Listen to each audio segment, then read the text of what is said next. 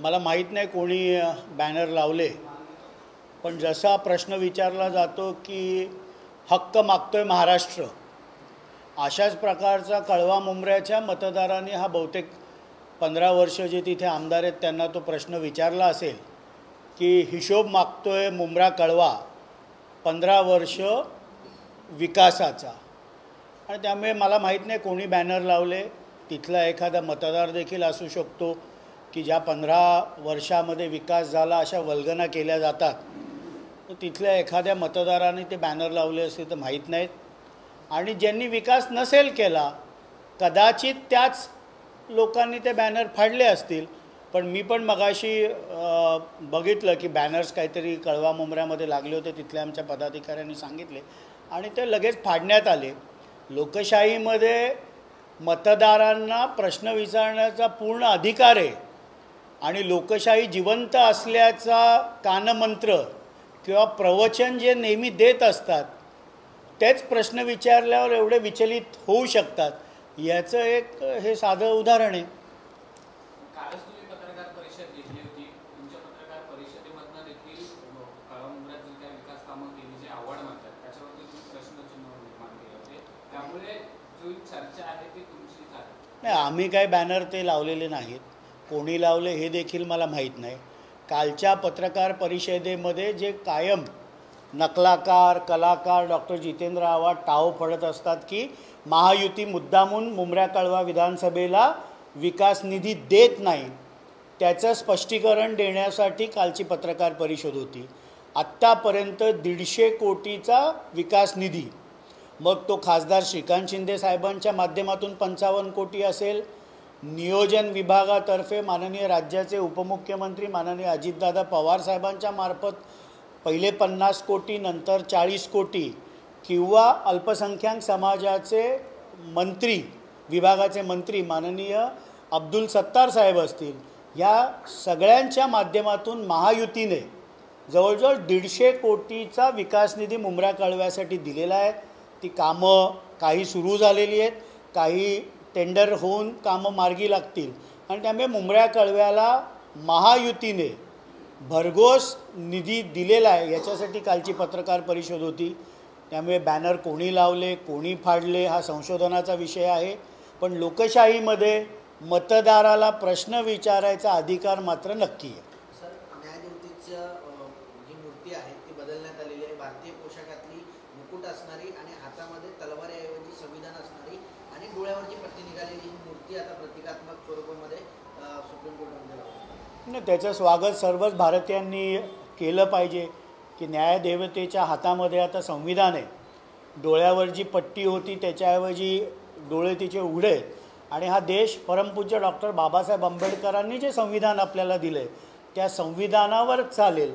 त्यामुळे त्या झालेल्या बदलाचं स्वागत आपण सगळ्या भारतीयांनी केलं पाहिजे. सर, महाराष्ट्र सामान्याचं आणि पुढे नेण्याची दृष्टी आणि शक्ती जैन पाटीलांची आहे असं संकेत शरद पवार दिले. वाटतं येणाऱ्या काळात मुख्यमंत्री म्हणून त्यांचा चेहरा असेल का, सगळी जबाबदारी त्यांना दिली जाणार? मला माहीत नाही आदरणीय पवारसाहेबांनी कुठल्या संदर्भामध्ये ते वक्तव्य केलं, पण एकीकडे महाविकास आघाडीमध्ये निकाल लागल्यानंतर मुख्यमंत्री पदाची चर्चा आपण करू अशा प्रकारचं वक्तव्य प्रेसमध्ये द्यायचं. एका बाजूला शिवसेना पक्षप्रमुख माननीय उद्धवजी ठाकरे साहेब यांनी सातत्याने ही भूमिका मांडायची की निवडणुकीला सामोरे जात असताना महाविकास आघाडीने मुख्यमंत्री पदाचा चेहरा हा जनतेसमोर नेला पाहिजे. आणि एका बाजूला काँग्रेसचे राष्ट्रीय अध्यक्ष मल्लिकार्जुन खरगे साहेब असतील किंवा प्रदेशाध्यक्ष नानाजी पटोळे असतील, यांनी मात्र चेहरा नंतर ठरवू अशा प्रकारची भूमिका घ्यायची. आणि त्यामध्ये तिसरी भूमिका ही आदरणीय साहेबांची की निवडणुकीच्या निकालानंतर मुख्यमंत्री पदाबद्दल चर्चा होईल अशा प्रकारची विसंगती महाविकास आघाडीमधील तिन्ही पक्षांमध्ये सातत्याने दिसते, एवढंच मी म्हणेन. मोठा भाऊ आणि छोटा भाऊ अशी लढाई सुरू झालेली आहे महाविकास आघाडीमध्ये. काँग्रेस हा मोठा भाऊ आहे. सातत्याने लोकसभेच्या निवडणुकीमध्ये जिंकलेल्या सीट्स आणि स्ट्राईक रेटमुळे भारतीय राष्ट्रीय काँग्रेस असेल किंवा राष्ट्रवादी काँग्रेस पार्टी शरदचंद्र पवार गट असेल, हे आपण दोघंही शिवसेना उभाटापेक्षा मोठे भाऊ आहोत, ही सातत्याने त्यांच्या अनेक नेत्यांच्या वक्तव्यामधनं ही भूमिका येते. आणि त्यामुळे विसंगती तर महाविकास आघाडीमध्ये आहेच, पण मुख्यमंत्री पदाचा चेहरा घोषित करण्यासाठी एक शर्यत देखील त्या तिघांमध्ये लागलेली. सर, न्यायदेवतेच्या हातातील जी तलवार आहे ती अन्याय करणाऱ्यांचं मुंडकं उडवण्यासाठी असते. आता उघड्या डोळ्यांनी भ्रष्टाचार पहा आणि जे काही त्यासाठी त्यांनी न्यायदेवतेच्या हातातील तलवार काढली आणि डोळ्यावरील पट्टी काढली असं संजय राऊतांचं म्हणतो. आपण ब्रिटिशकालीन जी न्यायदेवतेची प्रतिमा होती, ह्या स्वातंत्र्य मिळाल्यानंतर एवढ्या वर्षानंतर ती प्रतिमा आपण बदलली. ती सकारात्मक दृष्टिकोनातनं प्रत्येक भारतीयाने ती बघितली पाहिजे आणि त्याचं स्वागत केलं पाहिजे. पूर्वीच्या वेळेला असलेली मूर्ती जर त्याच्यामध्ये बदल होऊन ती स्वागतार्हच आहे. आणि त्यामुळे न्यायदेवतेवर टीका करण्याएवढं की न्यायपालिकेवर विश्वास हा भारतीयांचा आहे, संजय राऊतांचा जरी नसला तरी.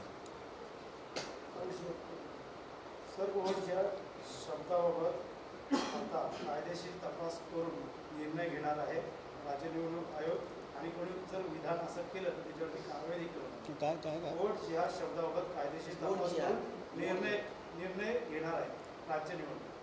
प्रत्येक राज्यकर्त्याने आपण वक्तव्य करत असताना, शब्दांचा प्रयोग करत असताना कुठल्याही परिस्थितीमध्ये कुठल्या धर्माचा, जातीचा, कोणाच्याही धार्मिक भावना दुखावल्या जातील अशा प्रकारचे शब्दप्रयोग करू नये, एवढंच या निमित्ताने सांगतो. राष्ट्रवादी काँग्रेस पार्टी ही कायम विकासाचा दृष्टिकोन घेऊन, विकासाचं राजकारण करून येणाऱ्या निवडणुकीमध्ये महायुतीचा घटक पक्ष म्हणून केलेल्या विकास कामांच्या जोरावरच आमचे राष्ट्रीय अध्यक्ष व राज्याचे उपमुख्यमंत्री माननीय अजितदादा पवार यांचा भर आहे. आणि तोच विकासाचा दृष्टिकोन, विकासाचं पर्व घेऊन आम्ही मतदारांपर्यंत जाणार आहोत. राज्य सरकारनं 27 महामंडळाचं वाटप केलेलं आहे. निवडणुकीपूर्वी महायुतीकडनं नाराजी देखील दिसून येते. आता काहींचं म्हणणं आहे की महामंडळ नको आहेत, आम्हाला उमेदवारी द्या, असं काहींचं म्हणणं आहे. शेवटी तो पक्षाने घेतलेला निर्णय आहे. महायुतीमधील तिन्ही नेत्यांनी, म्हणजे मुख्यमंत्री माननीय एकनाथरावजी शिंदेसाहेब असतील, त्याचप्रमाणे माननीय अजितदादा पवार असतील, माननीय देवेंद्रजी फडणवीस साहेब असतील, त्या पक्षाच्या नेत्यांनी घेतलेला तो निर्णय आहे. ज्याला कोणाला त्याच्याबद्दल आक्षेप असेल त्यांनी आपल्या पक्षश्रेष्ठींकडे आपल्या भावना सार्वजनिक स्वरूपात व्यक्त न करत्या जर तर केल्या तर ते अधिक संयुक्तिक आहे. तुमचेच बापू वेगळे असं म्हणतायत की आम्हाला महामंडळ नको आहे, उमेदवारीच हवी आहे, प्रदेश उपाध्यक्ष. मी सांगितलं ना की एखाद्या कार्यकर्त्याला जर कुठल्या प्रकारची नाराजी असेल तर त्यांनी आपल्या पक्षश्रेष्ठींशी ती व्यक्त केली किंवा व्यक्ती मांडली तर ती अधिक संयुक्तिक राहील. मग तो राष्ट्रवादी काँग्रेस पक्षाचा कार्यकर्ता असो, शिवसेनेचा असो का भारतीय जनता पार्टीचा असो. सर, राष्ट्रवादीकडे ठाणे जिल्ह्यातलं अजित पवार गटातल्या किती जागा या ठिकाणी मागितल्या जाणार आहे, कोणकोणत्या ठिकाणी त्या ठिकाणी इच्छुक उमेदवार असतील. समन्वयक म्हणून ठाणे पालघर जिल्ह्यामधल्या ज्या ज्या जागा मागायच्या होत्या याचा लेखी अहवाल मी माननीय प्रांताध्यक्ष सुनील तटकरे साहेबांकडे दिलेला आहे. त्याच्यावर राज्य पातळीवर योग्य ती चर्चा आणि निर्णय होईल. ज्या जागा आम्हाला लढायला मिळतील त्या जागा महायुतीमध्ये राष्ट्रवादी काँग्रेस पार्टी लढेल. ग्रामीण भागात जास्त ताकद आहे, अजितदादा असतील, NCP असेल. सीट्स आम्हाला ज्या महायुतीमध्ये मिळतील त्या आम्ही लढू. जिथे घड्याळाचा उमेदवार असेल तिथे घड्याळाचा प्रचार करू, जिथे धनुष्यबाण घेऊन उमेदवार असेल तिथे धनुष्यबाणाचा प्रचार करू, जिथे कमळ घेऊन महायुतीचा उमेदवार असेल तिथे कमळाचा प्रचार करू.